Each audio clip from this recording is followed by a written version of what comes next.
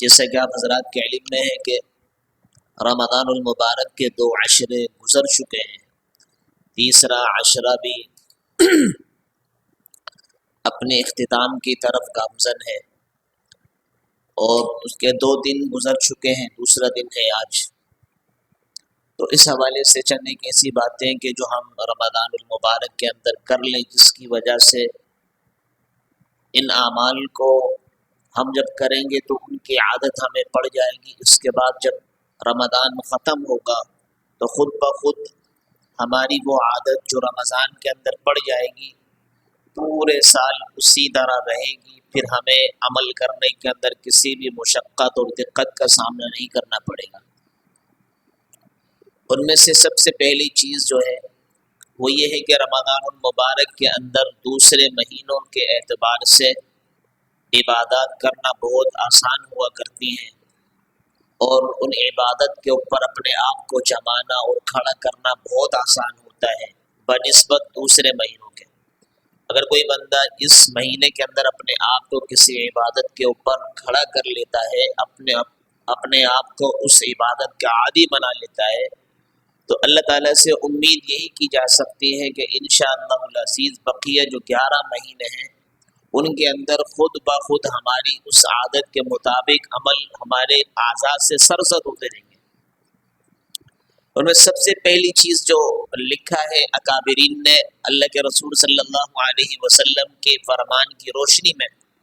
وہ فرمائے کہ تہجد کی نماز ہے، کہ بندہ رمضان المبارک میں آپ دیکھیں تہجد پڑھنا کتنا آسان ہے۔ بالخصوص ہمارے شہر کراچی کے اندر جتنے بھی رہائش پذیر حضرات ہیں، ان میں سے تقریباً 75% یا یہاں تک کہ 80% افراد رات کو جاگ رہے ہوتے ہیں۔ اگر چلو پوری رات نہیں جاگتے تو کم از کم اتنا حصہ تو جاگتے ہیں کہ 1 بج جائے، 1:30 بج جائے یا 12 بج جائے۔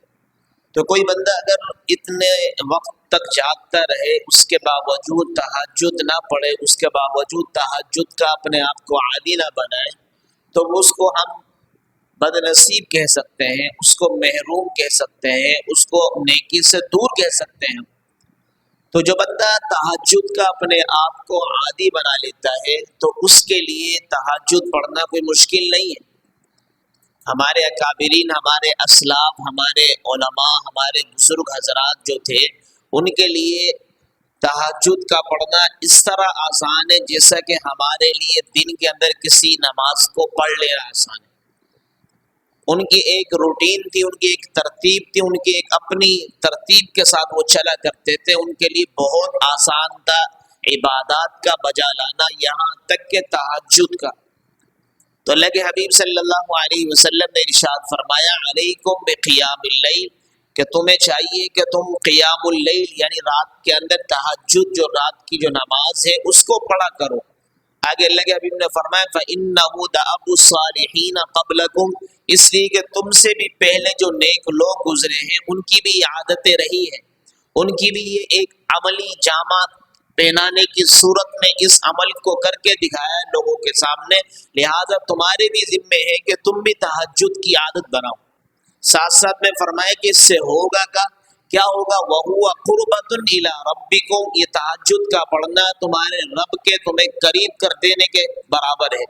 جو بندہ تہجد پڑھتا ہے وہ اللہ کے قریب سے قریب ہوتا چلا جاتا ہے، اللہ کے نزدیک سے نزدیک ہوتا چلا جاتا ہے۔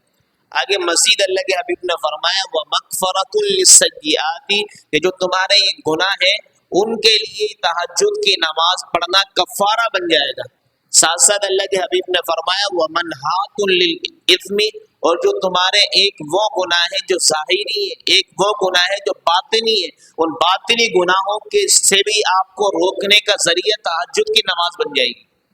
اب اندازہ لگاؤ تہجد کا نماز پڑھنا ہمیں 3 بڑی جو فضیلتیں ان کو حاصل کرنے کی طرف لے کر جا رہے ہیں۔ نمبر 1 اللہ تعالیٰ سے قریب ہو جاتا ہے، نمبر 2 آدمی کے جتنے گناہ ہیں اس کے لیے کفارہ بن جاتا ہے، نمبر 3 آدمی گناہوں سے خود بخود رک جاتا ہے تہجد کی برکت سے۔ تو جو بندہ اپنے آپ کو عادی بنا لیتا ہے رمضان کے اندر، تو عام دنوں کے اندر اس کے لیے اس عادت کے اوپر آ جانا اور عادت کے مطابق چلنا کوئی مشکل نہیں ہوتا، اصل چیز مشکل اس وقت ہوتی ہے جب آدمی کی ترتیب سے ہٹ کر ہو، آدمی کی عادت سے ہٹ کر ہو، آدمی کے مزاج سے ہٹ کر ہو۔ جب کوئی چیز اس کی عادت میں آ جاتی ہے، مزاج میں آ جاتی ہے، اس کی ترتیب میں آ جاتی ہے، تو پھر اس کے لیے کوئی چیز مشکل نہیں ہوتی۔ چھوٹی سی مثال دے کے آپ کو سمجھاتا ہوں کہ ایک آدمی کاروبار جاب نوکری کی طرف نکلتا ہے تو اس کی ایک ترتیب بنتی ہے، مجھے 10 بجے اٹھنا ہے، 11 بجے وہاں پہنچنا ہے۔ پھر اسی طریقے سے واپس آنے کی بھی ترتیب ہے کہ 10 بجے میری چھٹی ہوگی، 9 بجے میری چھٹی ہوگی، لہٰذا آنے کے بعد اپنے گھر کے یہ کام سارے کے سارے نمٹاتا چلوں گا۔ تو یہ ترتیب سے روزانہ چل رہا ہے، تو اس کا 6 مہینے، سال، 2 سال، 3 سال اس جاب پر چلنا، نوکری پر چلنا بہت آسان ہو جاتا ہے۔ لیکن ایک بندے کی کوئی ترتیب نہ ہو، کبھی 9 بجے جانے کی ترتیب ہے، کبھی 10 بجے جانے کی ترتیب ہے، کبھی 12 بجے آنے کی ترتیب ہے، تو وہ بندہ کبھی کامیاب نہیں ہوتا، اس کی عادت نہیں بنی۔ جب عادت نہیں بنی تو اس کے لیے اس عمل کے اوپر کھڑا ہونا کیا ہو گیا بھائی، مشکل ہو گیا۔ تو اس لیے جو بندہ تہجد کا عادی اپنے آپ کو ان رمضان کے اندر بنا لے گا تو عام دنوں کے اندر تہجد کے لیے اس کے لیے اٹھنا کوئی مشکل نہیں ہے۔ تو اس لیے تہجد کا ہم سب سے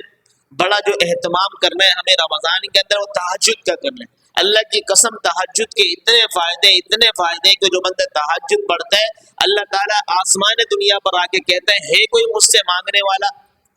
جو اس کے سوال کو میں مکمل کروں، ہے کوئی مجھ سے سفارش کرنے والا، کسی کے حوالے سے سفارش کرنا چاہتا ہے میں اس کی مغفرت کر دوں، ہے کوئی مجھ سے رزق طلب کرنے والا اس کو میں رزق دے دوں۔ لیکن اس وقت ہم یا تو سو رہے ہوتے ہیں یا پھر غفلت کے اندر، اللہ معاف فرمائے، گپ شپ کے اندر مبتلا ہوتے ہیں۔ آج کل تو ہمارے نوجوانوں کی عجیب سی یہ فضا چل چکی ہے، کوئی نوجوان کسی سے تعلقات ہیں تو پوری رات اسی کے نام پر ہو جاتی ہے، اسی طریقے سے اگر کسی کے تعلقات کسی لڑکے سے ہیں تو اسی کے نام ہو جاتی ہے، کسی لڑکی سے تو اسی کے نام ہو جاتی ہے۔ یہ سارے معاملات وہ ہیں جو ہم نے آنکھوں سے دیکھے، کانوں سے سنے، اور اس کے بارے میں غور و فکر چل رہا ہے کہ آج نوجوان کا کرنا کیا چاہیے۔ اللہ کی قسم نوجوان اتنا آگے نکل چکا ہے کہ اس نوجوان کے بارے میں جب بندہ سوچتا ہے اور غور و فکر کرنے کے لیے بیٹھتا ہے تو میں سمجھتا ہوں گھنٹوں تو یوں نکل جاتے کہ کیا کرنا ہے اب ان کے حوالے سے۔ نوجوان بہت خطرناک طریقے سے جکڑا ہوا ہے، اس نے بیچارے نے تہجد کو بھی چھوڑا ہے،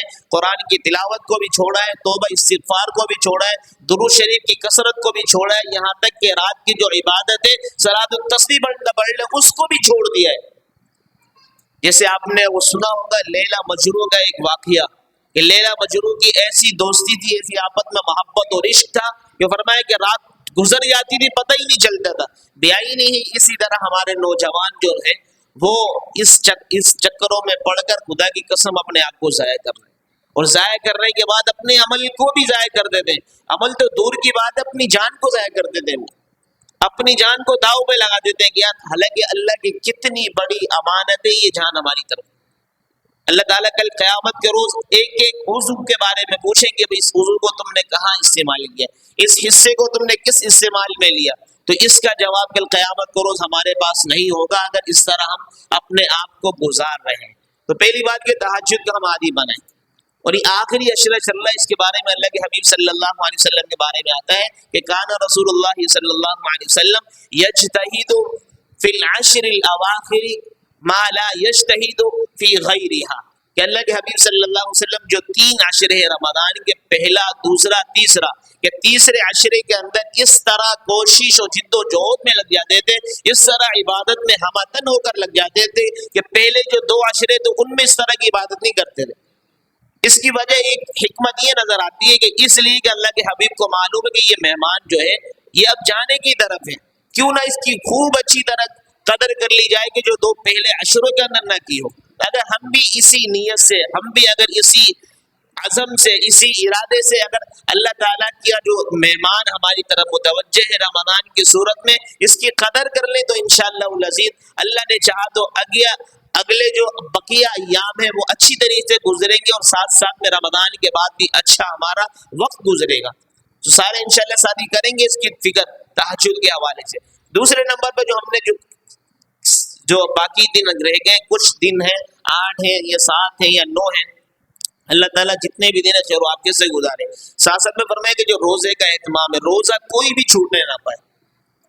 کوئی اگر روزہ پیچھے چھوٹ گیا ہے، اللہ سے توبہ استغفار کرو، رمضان جب گزر جائے اس کی قضا کرو۔ لیکن جو اب دن باقی ہے ان کے اندر کوئی بھی روزہ چھوڑنے نہ پائے. اللہ کے حبیب صلی اللہ علیہ وسلم نے ارشاد فرمایا کہ جو بندہ رمضان کے روزوں میں سے کوئی ایک روزہ بھی چھوڑ دیتا ہے بغیر کسی عذر کے، اس کے بارے میں فرمایا کہ دنیا کے اندر زمانے بھر کے اندر وہ روزے رکھتا چلا جائے لیکن ایک روزے کا مقابلہ نہیں کر سکتا جو رمضان کے اندر روزے کی فضیلت ہے. لہذا رمضان کے اندر روزے کی جو فضیلت ہے اس کو اپنے ہاتھ سے ہم جانے نہ دیں. تیسرے نمبر پہ فرمایا کہ سحری جو ہے، سحری کرنا یہ آپ علیہ الصلوۃ والسلام کی سنت ہے. اللہ کے حبیب صلی اللہ علیہ وسلم نے اس کو سنت قرار دیا ہے. یہاں تک فرمایا تسحروا فإن فی السحور برکۃ، کہ سحری تم خوب اچھی طریقے سے سحر ہو کر کیا کرو، اس لیے کہ سحری کرنے کے اندر اللہ کی طرف سے برکات کا نزول ہوتا ہے، اللہ تعالیٰ کی طرف سے برکتیں نازل ہوتی ہیں، خیریں نازل ہوتی ہیں، اور ہم اس کو سحری سمجھ کے معمولی سمجھ کے جو چھوڑ دیتے ہیں. ایک روایت میں اللہ کے حبیب صلی اللہ علیہ وسلم نے فرمایا کہ تسحروا ولو بجرعۃ من ماء، فرمایا کہ ایک گھونٹ پانی سے سحری کرو لیکن سحری کرو. ایک روایت میں آتے ہیں ولو بتمرتین، کہ سحری ضرور کرو چاہے تم 2 کھجور دانے کے ساتھ کرو لیکن لازمی کیا کرو، اس کو معمولی نہ سمجھو. ایک روایت میں اللہ کے حبیب نے فرمایا فصل ما بین صیامنا و صیام اہل الکتاب اکلۃ السحور، فرمایا کہ ہمارے روزوں کے درمیان اور اہل کتاب یعنی یہود و نصارہ بھی جو روزے رکھتے تھے ان کے درمیان میں اگر کوئی فرق ہے وہ سحری کا فرق ہے. وہ سحری نہیں کرتے تھے، مسلمان جو امت مسلمہ کے افراد ہیں وہ سحری کرتے ہیں، لیکن یہ یاد رکھیں کہ جو بندہ سحری نہیں کرتا، اس کو سنت نہیں سمجھتا، وہ یہود و نصارہ کی روش میں چل رہا ہے، امت مسلمہ کی روش پر نہیں ہے. چوتھے نمبر پہ جو ہے وہ ہے فرض نماز کا اہتمام کرنے والے بندے. فرض جو نماز ہے، ہم رمضان کے اندر میں کہہ رہا تھا نا شروع میں، اپنا آپ کو عادی بنائے فرض نماز، 5 وقت کی فرض نماز ہماری چھوٹنے نہ پائے. نماز کے بارے میں اللہ کے حبیب صلی اللہ علیہ وسلم نے ایک مثال دے کے سمجھایا. فضائل اعمال کے اندر وہ مشہور روایت ہے. فضائل اعمال کے اس لیے حوالہ دے رہا ہوں کہ فضائل اعمال اردو کی کتاب ہے. اگر کوئی بسا اوقات کسی کو حوالے کا بھی شوق ہوتا ہے نا تو وہ اردو کی کتاب سے اٹھا کر دیکھ لے، اس کے اندر روایت موجود ہے. اللہ کے حبیب نے صحابہ کرام کو مثال دے کر سمجھایا. فرمایا کہ بتاؤ بھائی، کسی کے گھر کے باہر کوئی نہر ہو، اس نہر کے فرمائے کہ 25 ہو گئے، بس انشاءاللہ بکی اللہ نے چاہا تو کل کریں گے، وما علینا الا البلاغ.